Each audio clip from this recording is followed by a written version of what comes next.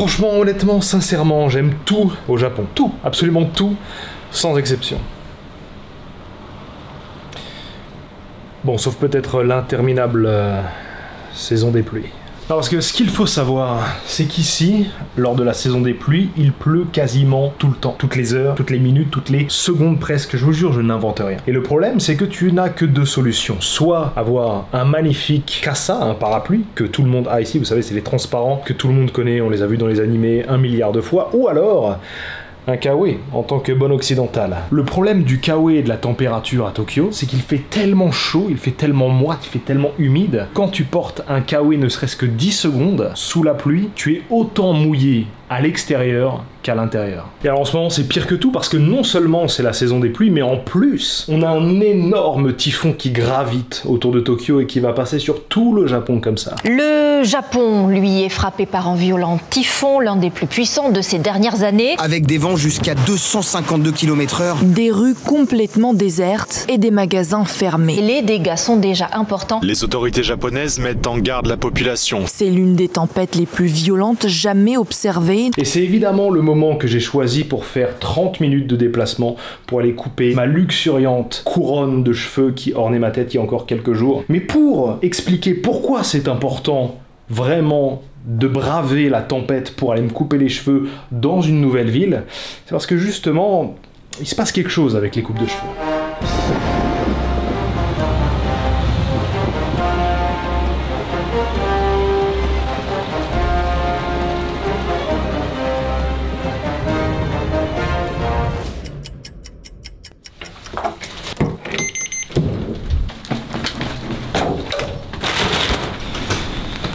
Je voulais vraiment commencer cette aventure de vlog avec une nouvelle coupe de cheveux parce que ça fait justement un moment que je me laisse pousser la tignasse exprès pour cette occasion très spéciale, puisque je pense vraiment que les coupes de cheveux peuvent vraiment marquer des nouveaux arcs pour les gens. Je me souviens la toute première fois que je me suis rasé la tête totalement, je me souviens la toute première fois que j'ai fait une crête au collège en pensant que j'étais stylé, alors que pas du tout. Et voilà, ça fait partie des choses qui font qu'on se sent une nouvelle personne. D'ailleurs, c'est pas forcément une question de se faire couper les cheveux, mais ça peut aussi être une question de se les laisser pousser et voir un petit peu ce que ça donne. En l'occurrence ici, le résultat est assez mitigé. C'est quand même très classe quand c'est coiffé, mais là j'ai besoin de changement. Et ce qui va être très intéressant, je pense, dans cette expérience, c'est que c'est la première fois que je vais dans ce salon de coiffure, donc je ne sais pas en termes de qualité à quoi m'attendre, je ne sais pas à quelle coupe m'attendre, et je ne sais pas si je vais pouvoir survivre à ce temps apocalyptique qu'on a en ce moment. Donc la question du vlog d'aujourd'hui, c'est: doit-on tout faire pour s'offrir une nouvelle vie ?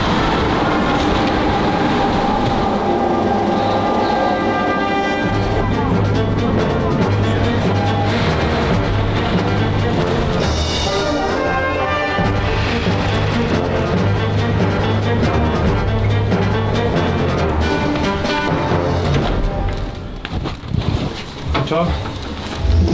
英語を勉強しますか？ちょっと？ああ、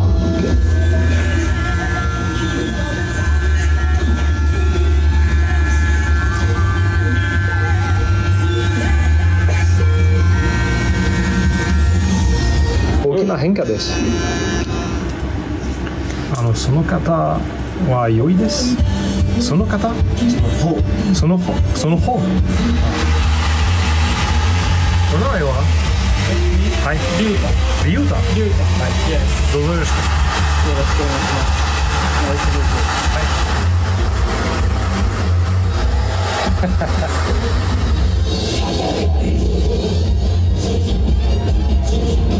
はい。そう、ユウスケです。トアです。ユウタです。本当にありがとうございます。Il y a de la buée sur. Voilà, c'est beaucoup mieux. Bon, c'est terminé. Ça change énormément, ça rafraîchit beaucoup. J'ai l'impression d'être un personnage d'animé. Je me suis fait coiffer sur Naruto, Dragon Ball GT.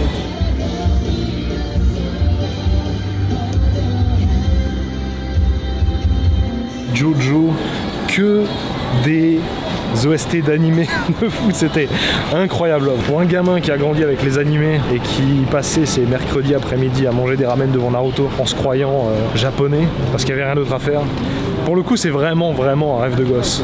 Vraiment. On utilise souvent cette expression un peu à tort et à travers. Et là, pour le coup, mais vraiment, c'est vraiment un rêve de gosse.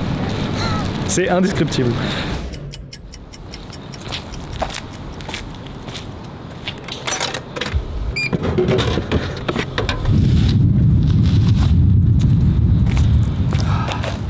Bon, je voulais rester un petit peu dehors pour expliquer le concept de l'ikigai et la relation avec justement une nouvelle coupe de cheveux. Mais il fait tellement humide, il fait tellement moite. Je vois carrément de la buée sur l'objectif de la caméra, donc je pense que on va rentrer à la maison. On sera bien plus confortable.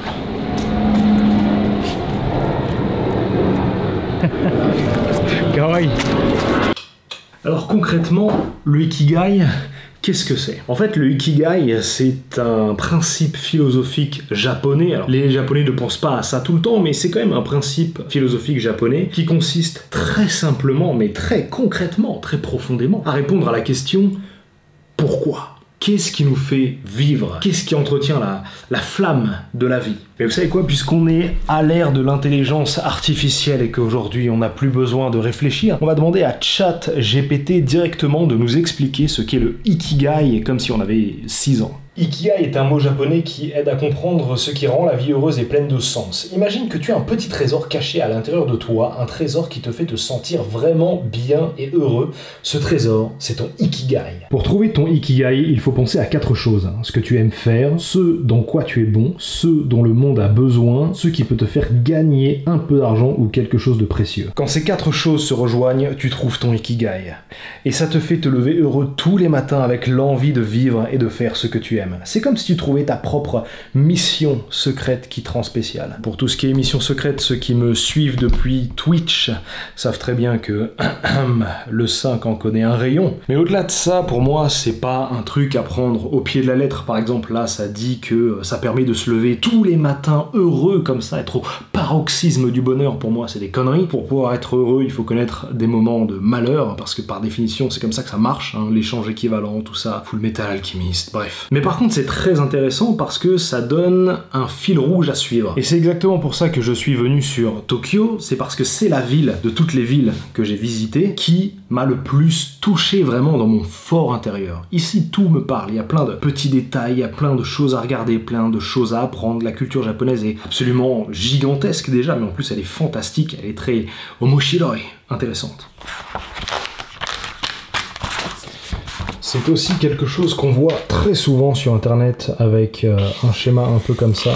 Bon, je vais le faire très rapidement pour expliquer, mais c'est vraiment histoire d'avoir un visuel. Donc en gros, ici il y a ce qu'on aime, là c'est ce pourquoi on est doué, là on a ce dont le monde a besoin, et ici on a ce qui permet d'être payé. Et le ikigai, c'est exactement ce qu'il y a au milieu. Donc c'est extrêmement simple finalement. Parce qu'en fait, ce que le ikigai explique, c'est que si vous arrivez à faire quelque chose qui est à l'intersection parfaite entre ce que vous aimez, ce pourquoi vous êtes doué, ce dont le monde a besoin et ce qui vous permet de gagner de l'argent, bah vous avez trouvé littéralement un cheat code pour savoir quoi faire dans la vie. Et alors, si je ne meurs pas à cause du typhon, c'est exactement ce que je veux faire ici à Tokyo, c'est-à-dire mener mon ikigai, trouver mon ikigai, vivre mon ikigai, expérimenter des choses, goûter des choses, entendre des choses, voir des choses, dire des choses. Et au final, l'apprentissage du japonais, c'est vraiment ça. Je sais pertinemment que mon niveau à l'heure actuelle n'est pas suffisant pour vraiment profiter du Japon comme je le veux. Et c'est aussi ce qui est fou, c'est que j'adore ce pays, alors que je comprends la moitié de ce que je vois et de ce que j'entends. Et donc c'est ce que je compte faire avec ces vlogs sur ces 31 jours, documenter cette renaissance, documenter ce hard reset, comme diraient les gamers, c'est-à-dire recommencer de zéro sa vie. Et pour cela, pour mener à bien le projet Ikigai, pour mener à bien le nouvel arc du 5, il fallait une nouvelle coupe de cheveux. Et c'est là que c'est intéressant, puisque, comme je le disais au début de ce vlog, je n'étais jamais allé dans ce barbershop, enfin, ils appellent ça un hair lounge, mais bref... Donc j'étais jamais allé dans cet endroit, je ne connaissais aucun coiffeur, je suis même pas venu véritablement avec une coiffure. J'ai essayé de baragouiner un petit peu ce que je voulais, et au final je me retrouve avec ça. Donc c'est une expérience. Bref, ça me tenait à cœur de commencer cette série de vlogs avec ce que j'appelle donc le Ikigai, et je voulais faire découvrir ça à ceux qui potentiellement ne connaissaient pas ce concept, parce que c'est très très intéressant. On vit une époque qui va extrêmement vite, alors ça va faire vieux boomer à la con, mais c'est quelque chose que je pense sincèrement. Donc je vais pas me cacher, je vais assumer, je persiste et je signe. Je pense qu'on vit dans une époque qui va extrêmement vite et on passe de moins en moins de temps à se poser les bonnes questions. Et des bonnes questions dans la vie, il y en a des tonnes, mais la plus importante de toutes, c'est vraiment le Ikigai, c'est-à-dire pourquoi on se lève le matin. Et on verra bien ce que ce projet va donner, et si ça se trouve, ça sera un des projets les plus importants de toute ma vie. Et il est tout à fait possible que ça ne soit qu'une sorte de bruit infime dans l'infini de l'univers. Et en vrai de vrai, ça me va.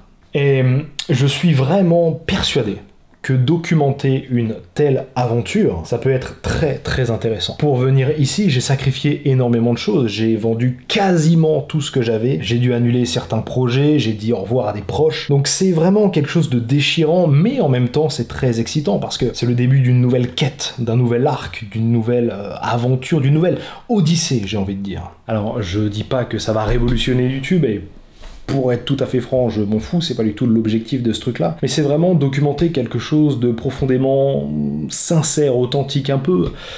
Mon message d'amour pour Tokyo, mais aussi mon message d'amour pour cette façon de penser, ce Ikigai. Bref, c'est pour ça que je suis allé chez le barbier exprès pour ce tout premier épisode de vlog. Il fallait que je fasse honneur à Tokyo. Il fallait que pour ce projet de nouvelle vie, il fallait que je sois un nouvel homme. Il me fallait une nouvelle façon de penser, et je vous garantis, c'est même une promesse, changer de coupe de cheveux peut vraiment changer énormément de choses. Bref, c'était le 5 pour vous servir votre fidèle serviteur dans cette nouvelle aventure absolument monumentale, si ma caméra ne se casse pas. Comme ça, je vais pouvoir continuer cette aventure. Non, c'est bon, parfait. Et voilà qui conclut l'épisode 1 de cette série Ikigai, le tout premier épisode de cette aventure monumentale. C'était le 5 pour vous servir. Donc à demain, et comme on dit ici, matane.